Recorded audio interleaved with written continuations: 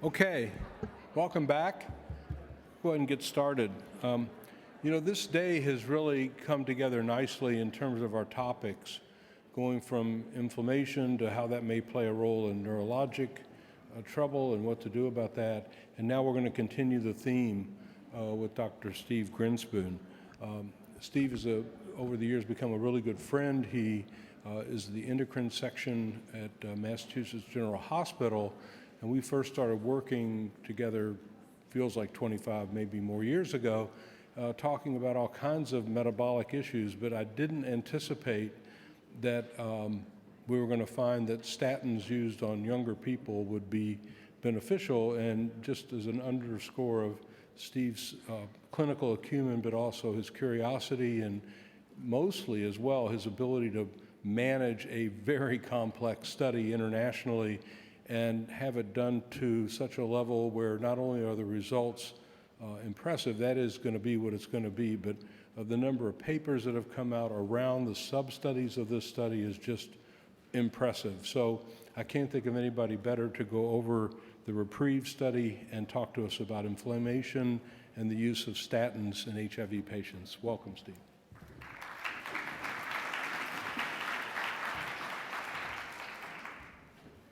Let's see, Mike, where's the clicker? Wait, Michael, where's the clicker? Oh, here it is. Sorry, never mind. Okay, thank you very much. I really appreciate it. And I also want to thank everyone here because I know you are the providers that refer people into the REPRIEVE study. So thank you very, very much for all your help in that regard. These are my disclosures,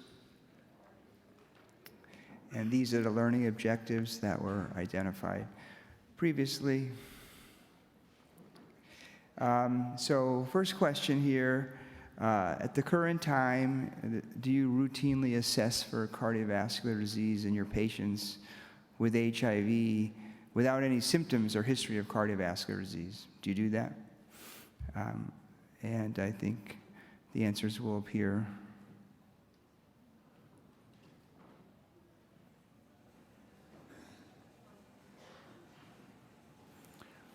Wow, that's way more than I thought. Maybe that's because of REPRIEVE, but that's excellent. Okay, we'll try and convince the other 16% to do that. Okay, next question. I guess it's kind of been answered already, but do you provide comprehensive primary care? It's slightly different to the people with HIV in your practice. I mean, to the point made before by Jason, with all the comorbidities, are you the one taking care of most of those comorbidities? Are you allocating those patients out to various different other different specialty care providers? Wow, that's really very impressive as well. Okay, well, since you're providing comprehensive cardiovascular care, you need to pay attention for this next few minutes, okay? Okay, so Jason showed the figure on the lower right, so I won't go over that, only to say that there is a persistent comorbidity gap, and cardiovascular disease is a major component of that. Upper left, overall, globally, and particularly in the United States, the incidence of cardiovascular disease is decreasing. Not among people with HIV, it's increasing. So we have an interesting situation. So I don't have time to go through a ton of background here, but I can just say that this trial didn't appear out of thin air. This was, for my research, 20 years in the making to come up with this trial. And much of what Jason had alluded to provided the background for this trial. So let me just go through the rationale and boil it down to a few bullet points that encompass 20 years of research. So people with HIV demonstrate increased cardiovascular disease. This increase has been estimated to be about 50 to 100%, depending on the study, but very, very consistent. And these patients also demonstrate excess plaque, controlling for traditional risk, even at a young age. Antiretroviral therapy reduces comorbidities. The SMART study showed us that. But as Jason alluded to, there is residual immune activation even with good viral suppression. And that we have linked to different events in different studies, and I think contributes significantly to cardiovascular disease. And what that says to me is that antiretroviral therapy alone is not sufficient. Antiretroviral therapy is critical. Obviously, patients need it. But if you're relying on that to decrease the residual activation completely, it's not going to happen. Unfortunately, I think we need additional strategies until we get a better HIV strategy that knocks out the virus that's living in persistent T cells and monocytes. Until we get that strategy, we're going to need other, believe it or not, anti-inflammatory other strategies for traditional and non-traditional risk. Statins lower cholesterol, which is an important driver of cardiovascular disease in general and people with HIV. But also it lowers residual immune activation and inflammation among people with HIV, And then in pitavastatin, which is the one we use, you may never have heard of that one, is a moderate intensity statin unaffected by antiretroviral therapy with good LDL and anti-inflammatory properties. You don't have to worry about which ART people are on when you give pitavastatin. And that's true for others. I'll go over that later.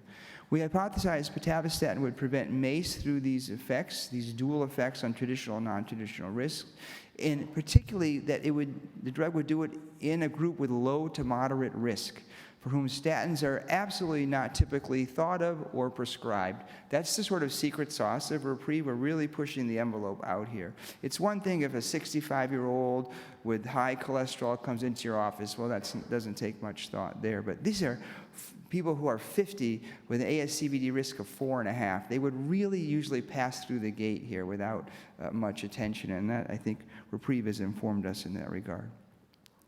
Who did we recruit? We recruited people with documented HIV. Everyone in REPRIEVE was on stable antiretroviral therapy, age between 40 and 75. They could not have had a history of atherosclerotic cardiovascular disease. In other words, this is not a secondary prevention study. It is a primary prevention study. Epidemiology 101. It takes a giant study to prevent something, a much smaller study to reduce disease in people who already have it. And therefore, we recruited people across the globe for this very large landmark trial. We used the pooled cohort risk equation, which you can get from ACC-AHA on the internet. It gives you a 10-year risk score, and we had a hybrid entrance criteria in which we paired LDL with specific, the pooled cohort equation with specific LDL targets. So if you had a risk score less than 7.5, you could have an LDL less than 190. If your risk score was between 7.5 and 10, your LDL had to be less than 160. If you had a risk score between 10 and 15, your LDL had to be less than 130. So in other words, we tailored that approach. You can use a similar approach, or you can just use the pooled risk cohort equation itself in your practice. REPRIEVE was a pretty straightforward design. We enrolled people with low to moderate risk, as I mentioned. It was a straightforward one-to-one randomization, good old-fashioned clinical trial. It wasn't old-fashioned in the sense that we had a mechanistic sub-study embedded, and I'll go over some of the data. One-to-one randomization. Our primary endpoint was MACE, major adverse cardiovascular events. This is a standard nomenclature for large cardiovascular trials. Cardiovascular death, myocardial infarction, unstable angina, TIA or stroke, arterial revascularization, or peripheral artery disease. These were the clinical endpoints. And in the mechanistic study, we wanted to look at the CAT scan and CT angiography to look at plaque progression, which is important to us, and also effects on inflammatory biomarkers. Of course, we're going to look at individual components of the primary endpoint, predictors of statin effects, inflammatory effects, safety, and effects on other comorbidities. About a quarter of what I just listed is ready to show you. About 3/4 is not. Not because I don't want to, but because it is a mountain of data that we're digging through with 6 full-time biostatisticians working on it as we speak every day. So we're trying to mine it and get more out to the community. We enrolled 7,769.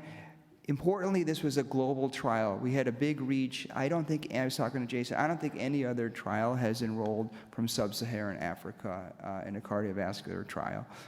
So about 53% were from high-income GBD areas, 18% Latin America and Caribbean, about 8% from Southeast East Asia, South Asia 6.5%, Sub-Saharan Africa 15%.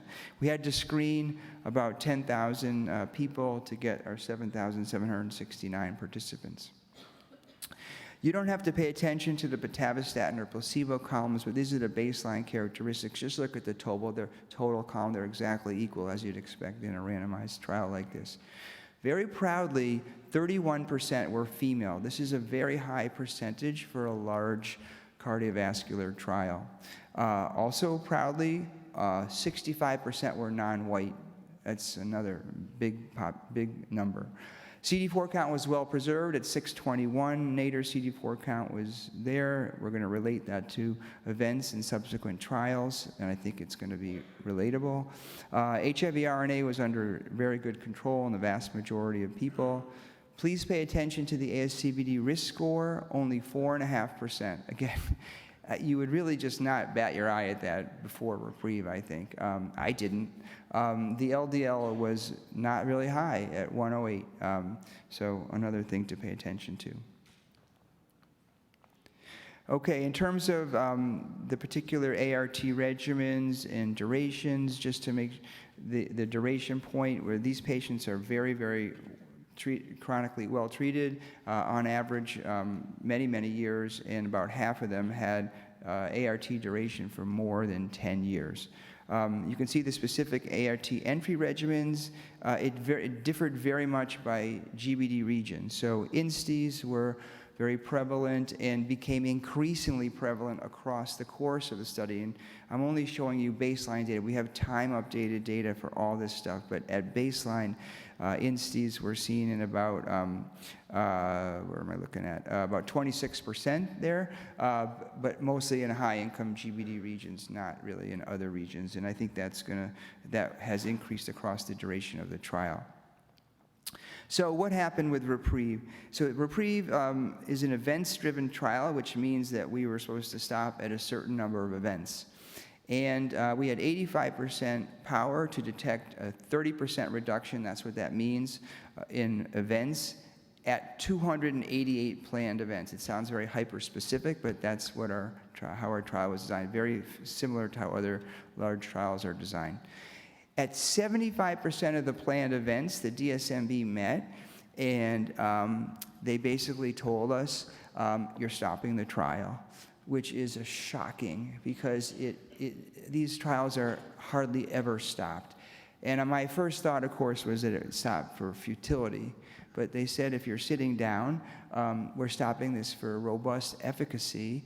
And I said, you're kidding me. And they said, yeah, it really worked well. We think that the risk-benefit equation has flipped, and there's no longer equipoise to continue the trial.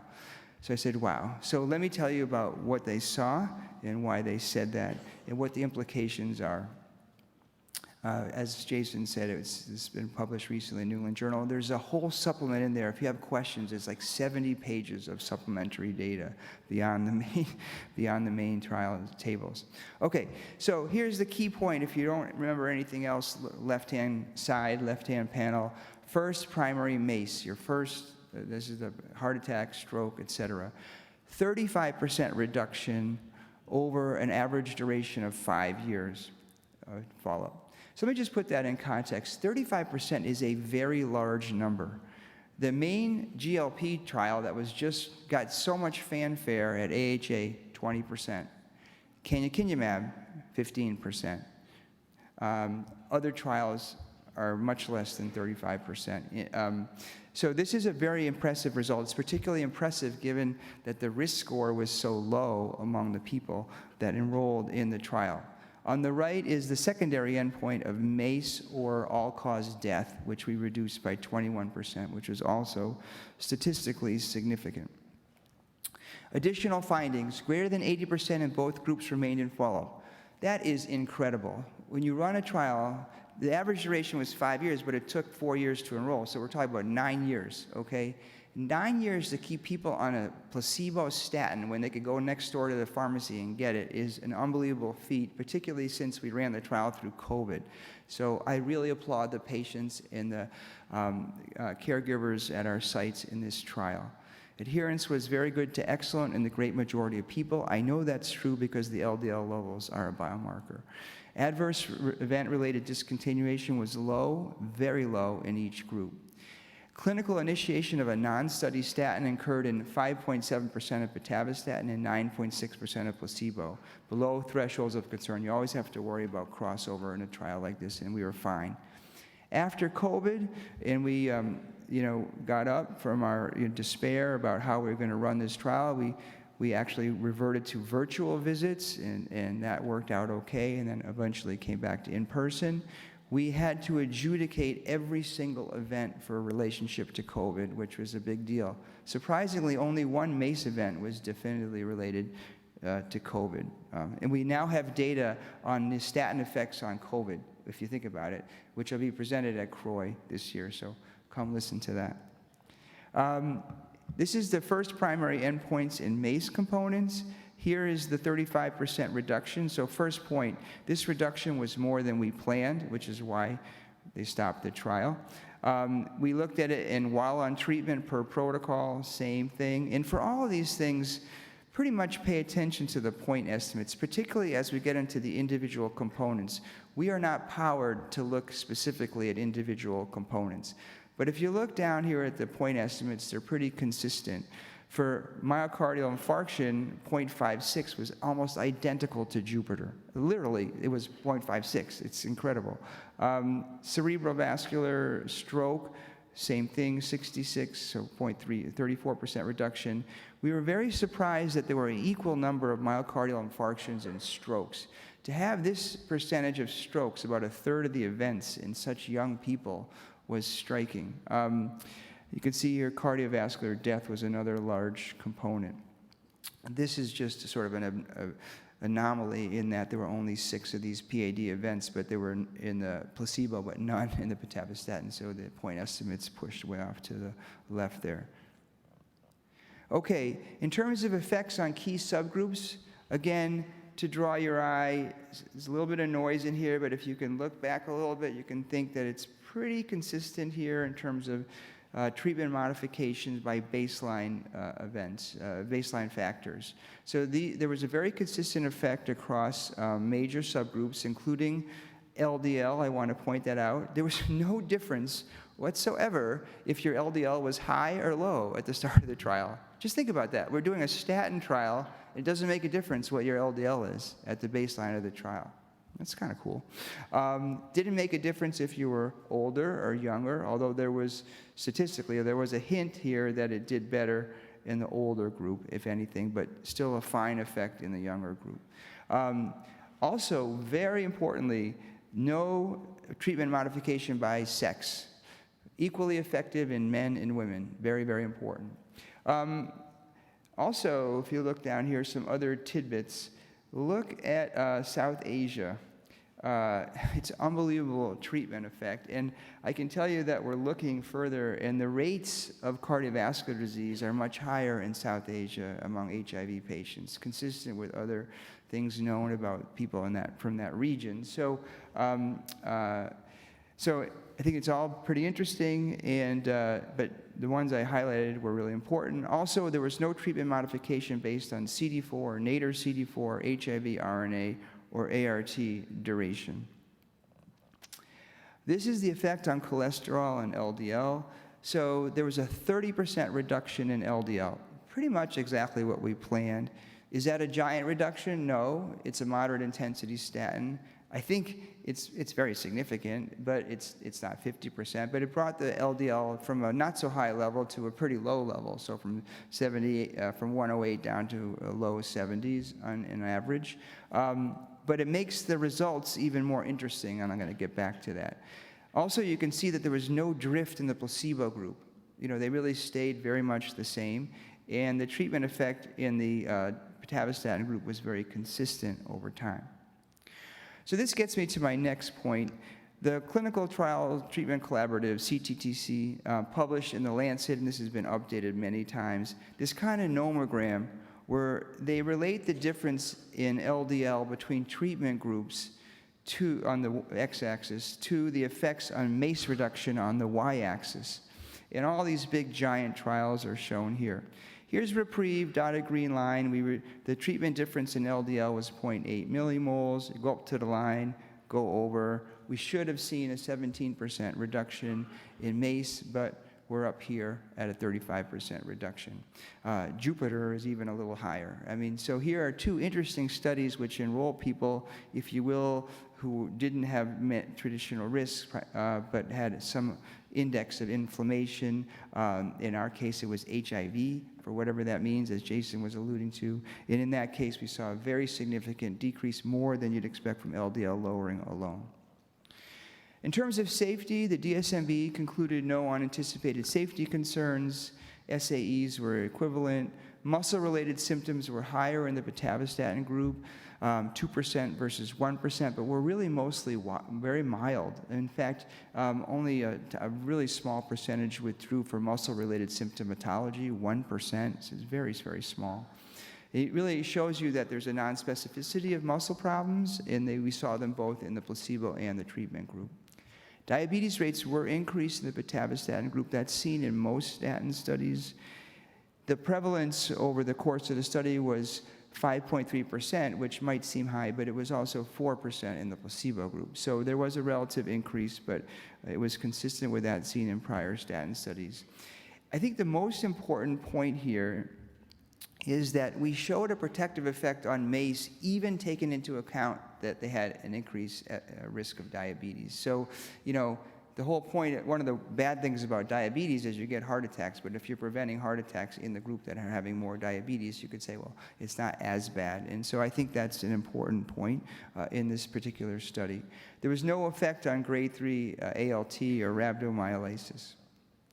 This gets me to guidelines, and already guidelines are changing. The British HIV Association, ahead of all groups, has incorporated REPRIEVE into the guidelines already. And I know others in this room are heavily involved in that assessment. This is the current ACC-AHA guidelines for giving statins. And I draw your attention to the red box and to the right of the red box. To the right of the red box is significant increased risk, pool cohort equation more than 20%, pretty much a no-brainer. These people need to be on statins. Over here, much discussion. Low risk, borderline risk, intermediate risk. There's talk before REPRIEVE, maybe 7.5, 10. Some people advocate 5 to go on statins. But people did not know what to do among people with HIV, even though there was a little footnote here from the AHA that said that HIV was a risk enhancer. Most providers were not paying attention to this and did not know what to do with it. So I think we have filled in some data for people. We actually showed that within the box here, there is a significant effect to prevent MACE, and that's important. But we avoided, of course, enrolling people in the higher risk, so it was a primary prevention study. Now let's talk about number needed to treat. The overall number needed to treat was 106. To give you a framework of this means that we needed to treat 106 people to prevent a MACE. So you might say, oh, that's a lot. Actually, it's not a lot. It's very good for a study like this. Blood pressure medications are in the 200 to 300s. Aspirin is around 300. And the number needed to treat goes down as your baseline risk score goes up because you have more people with a richer amount of events to treat. So if you look at this, you can see this beautifully illustrated. The number needed to treat is going down, starting from 199, 0 to 2.5 baseline risk, all the way down to 35. You only have to treat 35 people with a pool cohort equation greater than 10 to prevent a MACE. This is a nice group in here. 5 to 10, it's only 53. So that's pretty good too. So anyway, this provides a lot of rich data. Over here, this is the placebo group. This is just showing that your pool cohort equation does matter. There are more events the higher your pool cohort, the higher your baseline risk. What you should ask me, and you might in the question and answer period, is does it accurately predict? It's one thing that it trends with events, but it does it accurately, and that we hope to answer and present at CROI, how accurate it is, and can we develop our own risk equation that takes into account HIV parameters? Is it important to do that? Is it not? because maybe the risk of 5 that people had at baseline is not really a risk of 5. You know, maybe it's more like a risk of 7. I'm totally making this up, but the point is we can figure out how accurate and how much we need to calibrate this. It's called calibration. In terms of the women, I wanted to make another point to this. The NIH asked us to really focus on how many women, what % of each population were women among all the various countries that we recruited from, which is a very interesting set of statistics anyway. And we were right on the mark in the United States. In some countries we were above, in some countries we were below, but in general we were pretty good. And we had a whole campaign called Follow Your Heart. Barbara Streisand got involved with this and was an advocate for us in this, so that was kind of fun. But anyway, we thank her and others who were helping us to increase this. This is another interesting little tidbit from REPRIEVE. These are the MACE rates in the placebo group, stratified by risk score and also by sex, okay? So if you ask me who has more heart attacks, men or women, I would typically say men. That's definitely true in premenopausal. Although, on the other hand, women with HIV compared to women without HIV have a higher relative risk. Comparing males to females, men have more heart attacks in general. Interestingly, this says the opposite. So this needs to be investigated more. But this is saying at risk scores of 5 to 10 or more than 10, actually the rates were higher in women than men. This is also shocking for many reasons, but mostly because people who just sort of let women go in the cohort prediction risk and say, oh, there's not a high risk of events, but in fact, this is true. And it also says that the risk score may be underestimated in women. So what about some clinical questions? The results of REPRIEVE are specific to pitavastatin. You have to pick your choice of therapies when you do a giant trial like this. We did not do a trial with 10 different statins, and it would have had to be like 100,000 people. We just didn't have the resources. So we picked one. We picked a good one, I think. But it is coming off exclusivity. It already is off exclusivity, and so it should be more available if it wasn't before. And in our opinion, when pitavastatin is not available, consideration can be given to using other statins tolerated with ART. In other words, I think there is a class effect, although I can't tell you exactly how much. It is our consideration. In that, I say that because there's been other studies showing some results of other statins, like atorvastatin and rosuvastatin in HIV with positive results, although not in a giant prevention trial like this. So in terms of which ones you can use and can't use, this is from the University of Liverpool Interaction Checker. This is a good website. If you want to know if something interacts with something else, go to this website. Put the two things in, and it'll tell you yes or no, okay? So protease inhibitors downregulate CYP3A4 and can increase concentrations of drugs metabolized, including some statins.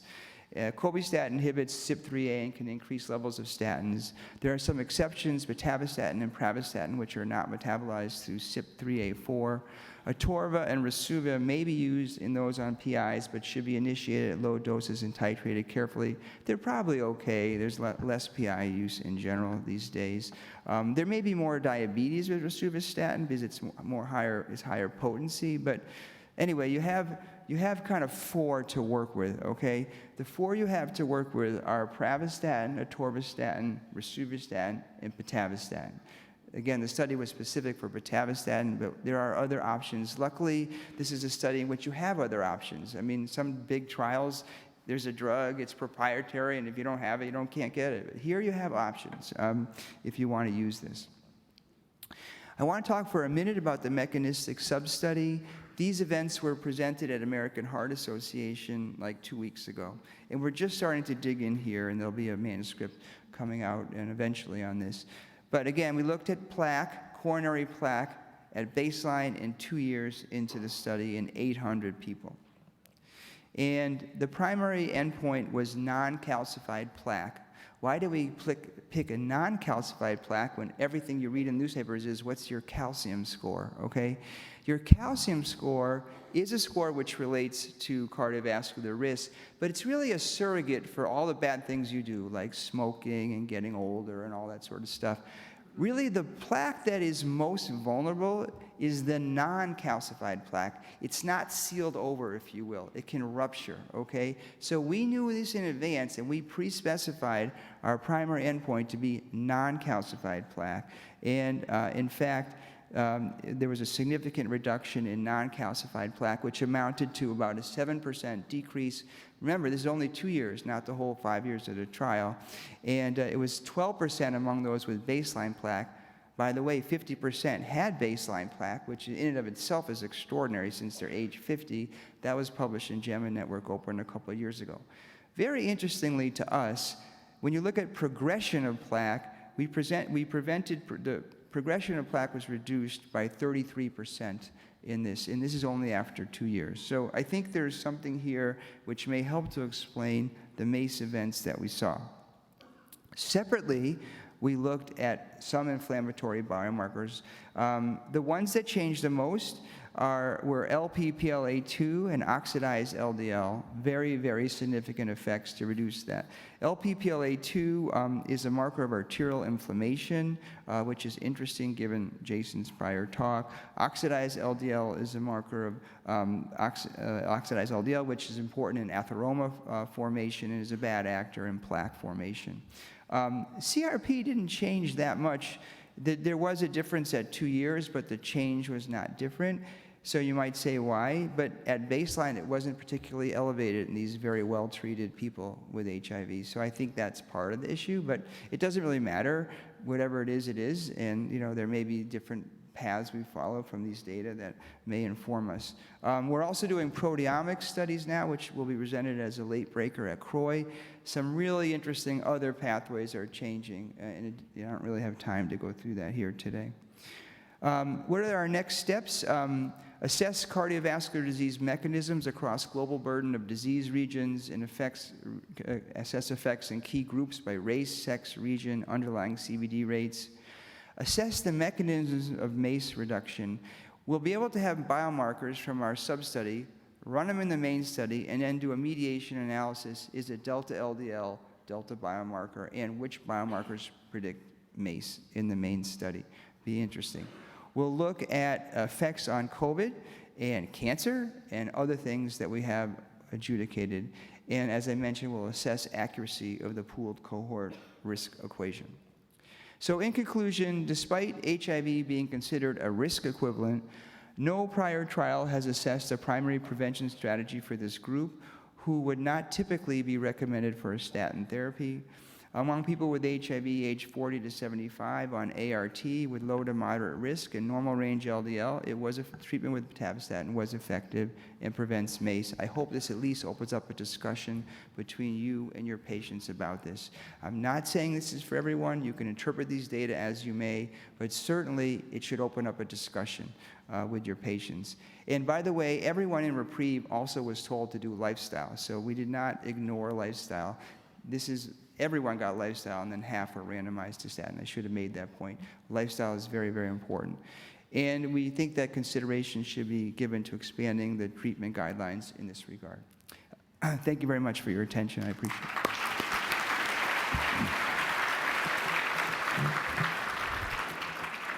it. Again, one of the most impressive studies I've seen. It's just fabulous, not just because of the conduct, but the sub-study. So my question is, that 35% efficacy not necessarily being explained by reduction in LDL. So the other thing that jumped out is roughly about the same proportion of benefit was in non-calcified plaque. So do you think it's as simple as that? I hope it is, but I don't know. I mean, the problem is that in order for me to totally answer that, we would have had to have done CT angiography and thousands of people. It wasn't practical. But it's a very, very strong signal in the right direction. Yeah. And so I do think that we're doing something locally at the plaque surface, either what you call plaque stabilization or reducing inflammation at the plaque. That is really important. And if this is 2 years, it would be, and I don't know if it's linear, I don't know, but let's presume it is, you can imagine what it's going to be at 5 years, 10 years, 15 years. I mean, I think this is a major point. Right, let's start in the center. Hi, Gary Spinner. I know your inclusion criteria was 40 years of age and older. What are your thoughts about, the anti-inflammatory effects and what benefit, if any, there may be in people younger than 40? Yeah, this is a really good question that often comes up. We didn't study it, as you said, so I can't officially pontificate, but I think the risk equation would presume a very, very low predicted risk in these people. So the number needed to treat would be extremely high in those people.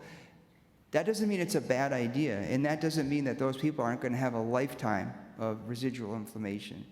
It depends on if you're a treater or not a treater. If you're a treater, you could make the argument, lifetime of risk, doesn't matter if it's relatively safe, I'm going to do it. If you're not, you could say, well, when you cross 40, or let's start thinking about that, even when you're at a young age. So it will at least bring up a discussion with the patient. So we can't really advocate one way or another, but it brings up your question brings up the very, very important point of the duration of inflammation or whatever risk these patients are exposed to. So thank you for bringing that up. Thank you. Other time zone? Thank you. I have a question.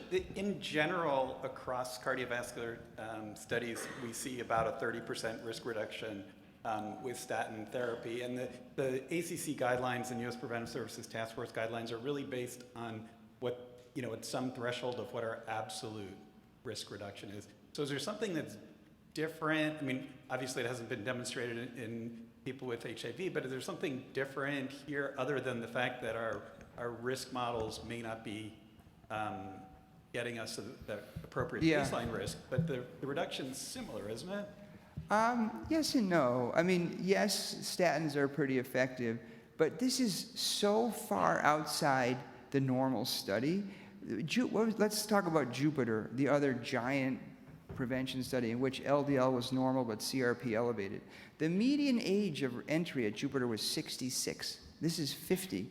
The median risk score in Jupiter was, they didn't use the pooled cohort because it wasn't invented by them, but I can only imagine with that age that the risk score must have been 10 to 15% in those people. So the reason it's so interesting is that it's showing that it works in people with a very, very low risk or a low to moderate risk. So you had the same effect size despite the being relatively low risk in general, okay? So I do think that is interesting and different than some of the other studies.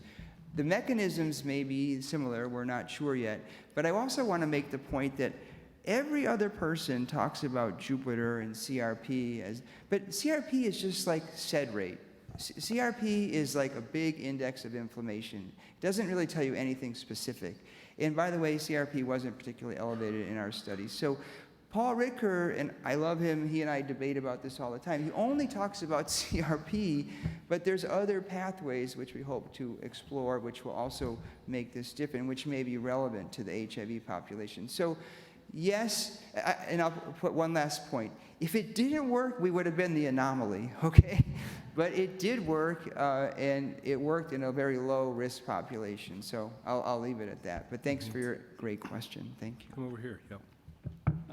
Great lecture. I think this stands as a strong affirmation of the lectures that we've had at this podium by many people talking about lipids who have always told us to double the risk in HIV patients when calculating it. Given the data that we have now, I'm thinking as we go back to the clinic, the people that we don't have at an LDL below 100 that are on a statin, or people that are on another statin, would you consider putting them on a stronger statin, like pitavastatin, or do we leave them where they are? Where do we go? I'm kind of like do no harm kind of doctor. So, I mean, if they're already on a statin and their LDL is good, I personally would not switch them. You could argue to do that, but remember, pitavastatin is actually only a moderate potency statin.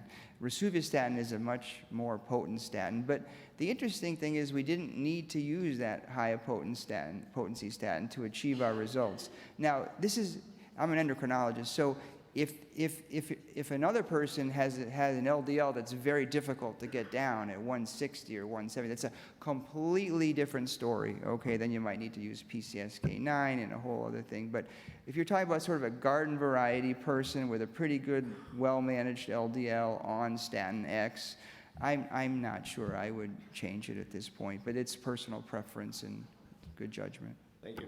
I think this is a question you get all the time, but why use pitavastatin in the study? Yes, okay, so we used it for some of the reasons I showed. First of all, it doesn't have any interaction with known interaction with ART. And there was this trial called the Intrepid trial, which did head-to-head with pitavastatin and pravastatin. It had a greater effect on LDL than pravastatin.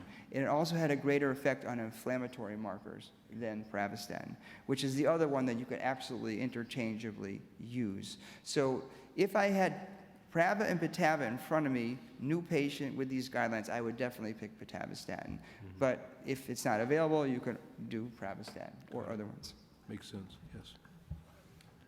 Thanks for the talk, and thanks for overseeing this great study. Just a, case in point, patients now and then come across, they have very favorable lipid profiles, LDL 60 without meds.